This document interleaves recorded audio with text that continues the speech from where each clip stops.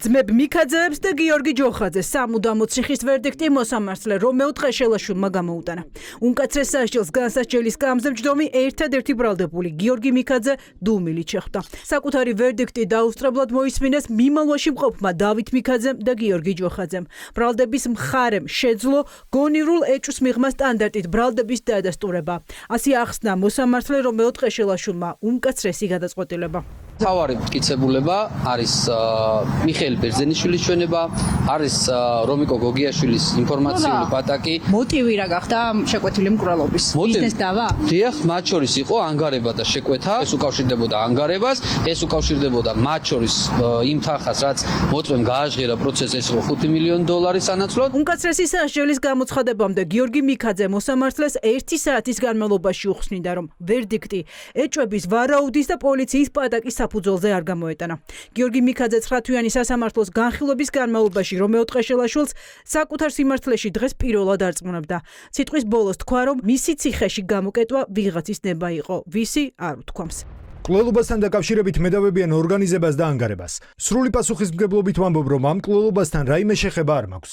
აბსოლუტურად არანაირი. ლევან ჯანგოლაძესთან შეხება არ მქონია. მე მასთან დაკავშირებით ვინმესთან საუბარიც არ მქონია. პირადი ურთიერთობა არ მქონია. არ მისაუბრია არასდროს ტელეფონზე. ნანახი მყავს ნაცნობობის დონეზე სუფრაზე, სადაც ბევრი ხალხი იმყოფებოდა. მე სუფრაზე შეხვედრის შემსრე ბევრი მოწმის მოყვანა შემეძლო, მაგრამ მათ ძალიან უხერხულ მდგომარეობაში ჩავაყენებდი და არ მიღირდა. ჭიქის მიჭახუნების გარდა მე ამ კაცთან შეხება არ მქონია. მოტივს რა შეეხება. თუ ეს მოტივი არ ექნებოდათ, მკვლელობის ორგანიზებაც არ იქნებოდა. ამიტომ ხელოვნურად გაჩნდა ეს მოტივი საქმეში, მაგრამ უგუღმა. ისე ამბობდნენ, თითქოს ლევანი იყო გაბრაზებული ჩვენზე და ჩვენზე თუ ის იყო გაბრაზებული, ჩვენ როგორ გამოვედით ბრალდებულები. უსოიანის შთამომავლებიდან არც ერთთან არასდროს გადაკვეთა არ მქონია. 5 მილიონი კი არა, 5 მილიარდი რომ მომცეს ვინმემ, კაც არ მოვკლავ. ოჯახში გავიზარდე ტრადიციებით. არც ანგარებით მომიკლავს ლევან ჯანგოლაძე და არც სხვა მიზეზით. ამ ტრადიციებით გავზარდა ჩემი ძმაც, რომელიც ფულის გამო კაც არ მოკლავს. შთაბეჭდილება მრჩება, რომ მე აქ ლევან ჯანგოლაძის მკვლელობის გამო არ ვზივარ. ვიღაცის ნების გამო ვზივარ მე აქ. ძმებ მიქაძეებს და გიორგი ჯოხაძეს გამოძიება გახმაურებული საქმის ლევან ჯანგოლაძის მკვლელობის ორგანიზებას ედავებოდა. გამოძიება ამტკიცებდა, რომ რუსეთში მცხოვრები ბიზნესმენის მკვლელობა ექს-პროკურორმა ოთარ რომანოვ-ფარცხალაძემ ძმებ მიქაძეებს და გიორგი ჯოხაძეს დაავალა. მკვლელობის მთავარ დამკვეთად პროკურატურა ირაკლი უსოიანს ასახელებდა. ეგრეთ წოდებული კანონიერი ქურდის ასლან უსოიანის შვილიშვილს, რომელმაც ბაბუის მკვლელობის გამო შური მერაბ ჯანგოლაძეზე იძლია. უსოიანს ამ დრომდე ბრალდებული სტატუსიც კი არ აქვს. საქმის პროკურორი ამტკიცებს, რომ მის წინააღმდეგ მტკიცებულებებს აგროვებს. მოხდა შეკვეთა ამ მკვლელობის და შესაბამისად ვინ არის შეკვეთის მთავარი ავტორი? გამოძიებას რა ინფორმაციაა? პროცესზე და მოკვლეულ მტკიცებულებით ირაკლი უსოიანი, რომელმაც განახორციელა დაკავშირება ოთარ ფარცხალაძესთან და შემდეგ და ასევე მიქაძეებთან და ირაკლი უსოიანი. პასუხისმგებაში მიეცემა ირაკლი უსოიანი, როგორც მთავარი ორგანიზაცია. ზელდება საგამოძიებო მოქმედებები. რატომ არ ინტერესდება გამოძიება მინიმუმ მისი გამოკითხვით და უკავშირდით ქონდა მცდელობა გამოძიებას მასთან კითხვები დაგესვათ.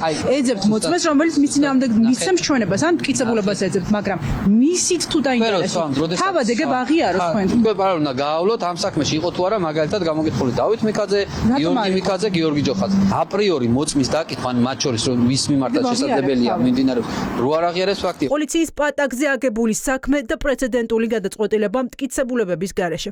ასეთია ადვოკატების შეფასება ვერდიქტის შემდეგ. ძმებ მიქაძეების და გიორგი ჯოხაძის ადვოკატები ახალი სამართლებრივი დაავისთვის ემზადებიან. ლევან ჯანგოლაძის მკვლელობის საქმე სტრასბურგში წავა. საქმეზე დარღვეულია სამართლის სასამართლოს უფლება. საქმე გამყარებულია მხოლოდ პოლიციელის პატაკებით, რომელიც ემყარება ანონიმურ წყაროებს. სხვა მტკიცებულება საქმეში არ არსებობს. შესაბამისად, დანარჩენი წირა ეს ცოტა გრძელი ბრძოლა, რომლისთვისაც მზადაა ჩემი დაცვის ყოფები და დანარჩენი უკვე სამართლებრივად ნახავთ. ეს არის პრეცედენტი, როდესაც შეკვეთით, ანგარებით მკვლელობის ორგანიზებას საფუძვლად პროკურატურამ დაუდო პატაკი, რაც დადასტურებულად და საკმარის მტკიცებულებად მიიჩნია სასამართლომ. ეს არ ღვევს როგორც საქართველოს კონსტიტუციას, ისე ადამიანის უფლებათა ევროპული კონვენციის დებულება. პატაკში ნახსენები ირაკლი უსოიანი თუ კი გამოძიებისთვის რაიმე ფორმით საინტერესო ფიგურა იყო და ის რაიმე ფორმით ამ დანაშაულში მონაწილეობდა, ის ამავე საქმეზე გამოკითხული მაინც უნდა ყოფილიყო მინიმუმ. თუმცა როგორც აღმოჩნდა, ბოლოს წინა პროცესზე ამ მთელი ამბის მთავარ შემოქმედად დასახელდა და დარჩა დასახელების დონეზე. ფიქრობ, რომ ზეიმი არის ნაადრევი, იქიდან აქედან გამომდინარე, რომ თუ საქართველოში ჩვენ ვერ მივახცევთ სამართალს, ის განაჩენი მოივლის მსოფლიოს. ეს არის ჩვენი პოზიცია. აქედან გამომდინარე, ამით არაფერი დასრულდა, ყველაფერი იწყება ეხლა. რეზონანსული საქმე დღევანდელი ვერდიქტით არ დასრულებულა. ივნისში სასამართლო ოთარ რომანო-ფარსხალაძის საქმის განხილვას იწყებს. ექს-პროკურორს უვადო მუხლი აქვს აყენებული. ის საქართველოში ჩამოსვლას არ აპირებს. პროკურატურას მისი გადმოცემის მოთხოვნით რუსეთისთვის არ მიუმართავს. ფარსხალაძე გამოძიებას საერთაშორისო მასშტაბით ძებნილთა სიაში ყავს შეყვანილი.